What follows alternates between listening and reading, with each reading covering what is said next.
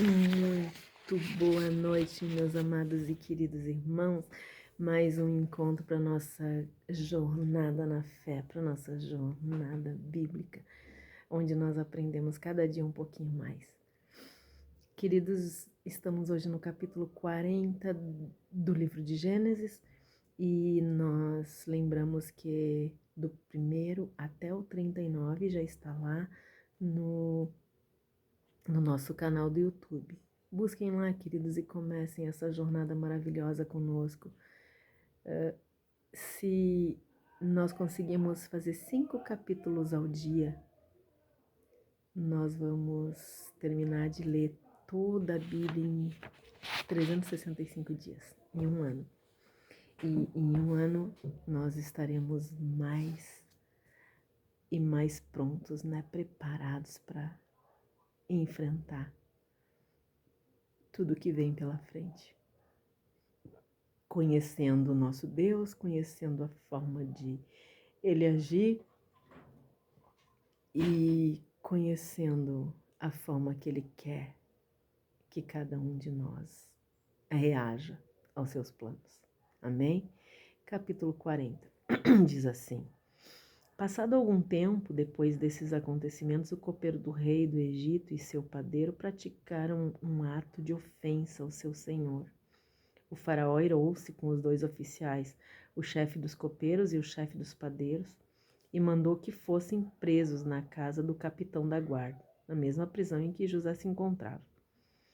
Então o capitão da guarda os confiou aos cuidados de José para que o servisse, e ficaram um certo tempo detidos.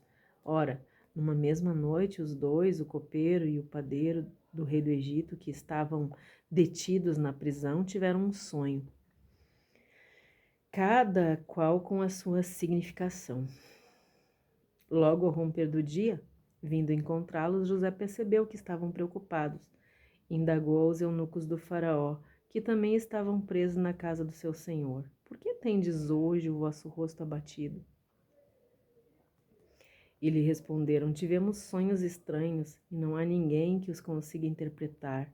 Mas José explicou: É Deus quem dá a interpretação, todavia, me contem os seus sonhos.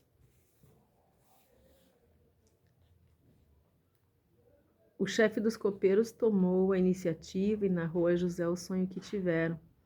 Sonhei que havia diante de mim uma videira, e na videira 3 ramos. Eis que ela brotou, floresceu e produziu uvas que amadureciam em cachos. Eu tinha em minha mão a taça do faraó. Apanhei os cachos de uva, espremi-os na taça do faraó e coloquei a taça nas mãos do faraó. Então José lhe revelou: Eis o que isso significa. Os 3 ramos representam 3 dias. Mais 3 dias e o faraó te erguerá a cabeça e restituirá o emprego. Colocarás a taça do faraó em suas mãos, como outrora tinhas a responsabilidade de fazer quando eras seu copeiro de confiança. Contudo, lembra-te de mim quando estiveres vivendo bem na companhia do faraó e tem bondade de interceder por mim junto ao rei, ajudando-me assim a sair dessa cadeia. Em verdade, fui trazido à força da terra dos hebreus e também aqui nada fiz para ser jogado nesse calabouço.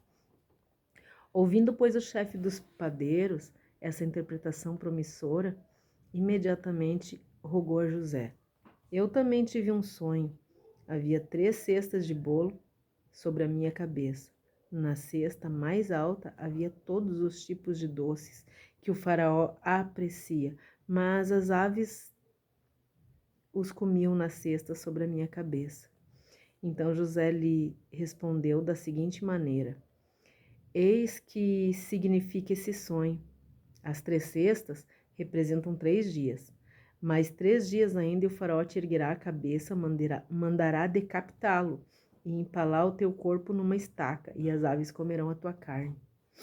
3 dias se passaram e era a comemoração do dia do nascimento de Faraó.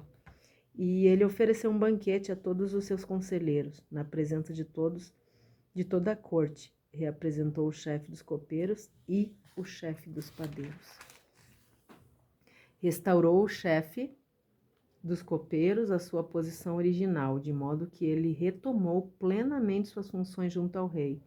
Voltou a ser aquela pessoa de confiança que serve a taça do faraó.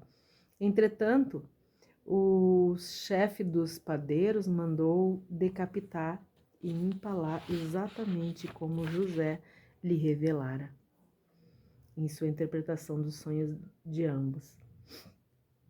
Apesar de tudo, o chefe dos copeiros não se lembrou de José. Ao contrário, se esqueceu completamente dele. Queridos, eu não sei vocês, mas a vontade é da gente não parar, né? Da gente continuar e continuar, porque cada vez a gente quer saber mais, né? E a história vai ficando empolgante, vai ficando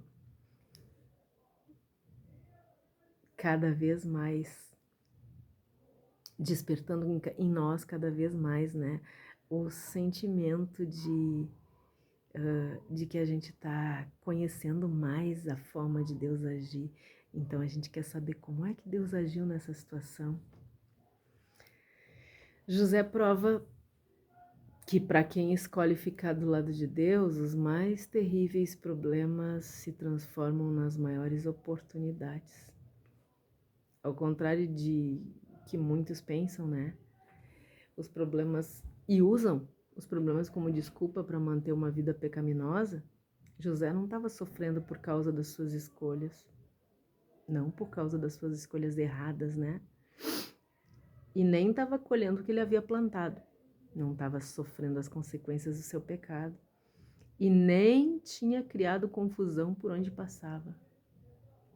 Simplesmente estava sofrendo por amor a Deus. Decidido a não ofender a santidade de Deus, não violar sua consciência com o pecado de forma nenhuma. Ele estava sofrendo sim, mas estava decidido a fazer o que era certo e em qualquer situação sem sujar o seu caráter. Que tremendo, né? Aqui no caso de José, ele teve o tratamento da família que ele não merecia. Foi acusado, foi abandonado injustamente, foi maltratado, preso numa cela sem ter feito nada de errado. Mas a gente percebe nele que Jacó, o pai dele, Israel, tinha investido tempo em mostrar para ele o nosso Deus, né? Jacó discipulou muito bem esse filho. E não há nenhum relato de José, desculpa, onde ele que possa nos dizer que ele estava se lamentando ou que estava fazendo papel de vítima. O moço confiava completamente em Deus, viveu de cabeça erguida em cada situação, mostrando que o que baixa a cabeça da gente é o peso na consciência. Mas ele não tinha peso na consciência. A cabeça dele estava erguida. Ele sabia bem quem ele era e sabia bem que quem era o Deus que ele servia. Nós precisamos saber que aquele que escolher viver com Deus, ele recebe todo o poder para enfrentar as injustiças e confiar plenamente em Deus. Mesmo quando tudo parece sem saída, mesmo, em qualquer situação. Lembra que nós falamos a capítulos anteriores, né? Quem resolve realmente servir a Deus, honrar a Deus em qualquer situação, quem resolve que vai seguir e vai honrar esse Deus até o final, está capacitado para isso. Está capacitado para enfrentar qualquer injustiça e continuar confiando completamente nesse Deus.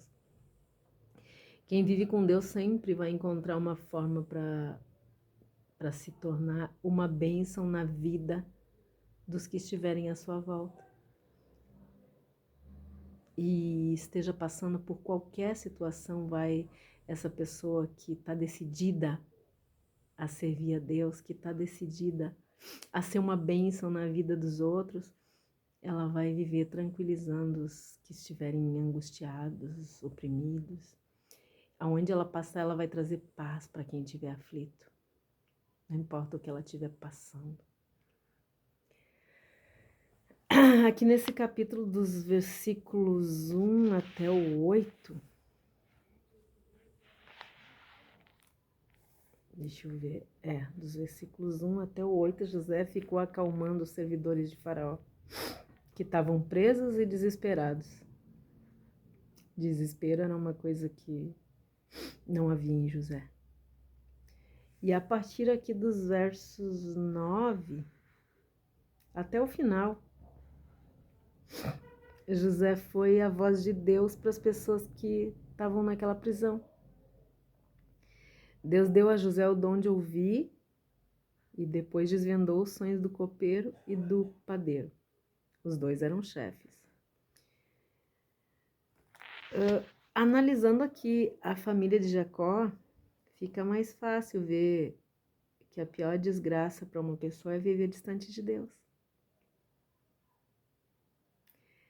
E é pior ainda quando a arrogância do ser humano é tão grande que não permite que a pessoa perceba Deus conduzindo a situação.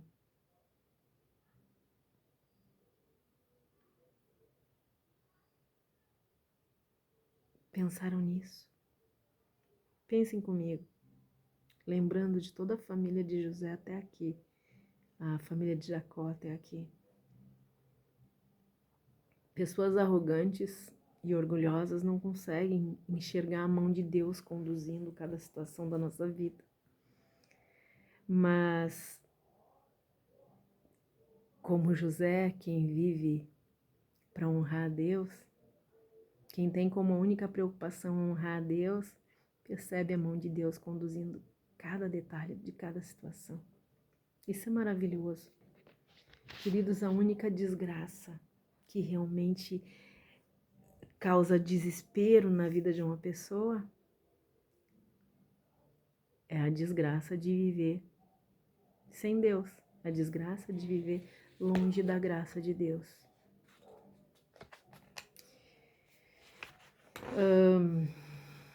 Aqui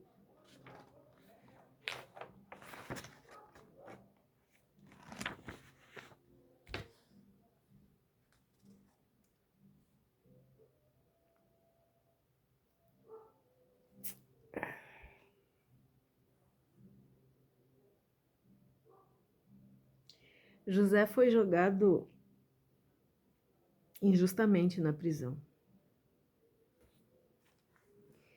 Por agir corretamente, né? Mas a situação dele era melhor do que a de todos os seus irmãos que viveram distante de Deus. A vida de José mostra todinha que o servo fiel a Deus não precisa ser plantado para crescer. Que coisa tremenda, né? Ele cresce em qualquer lugar, aonde ele for jogado, ali ele vai crescer e vai florescer e vai dar frutos, e onde ele estiver, ele vai ser luz. Não importa aonde nos jogarem, Deus sempre sabe o que é melhor para nós e para os seus planos, e, portanto, nós só vamos sair da prisão quando estivermos prontos e alinhados ao projeto de Deus. Se nós estivermos prontos para ouvir e obedecer à voz de Deus, e estivermos decididos a andar com Ele em qualquer situação, então as coisas vão se tornar mais fáceis. Quando nós estivermos prontos, nós vamos ser fonte no deserto para matar a sede de todos os que cruzarem o nosso caminho.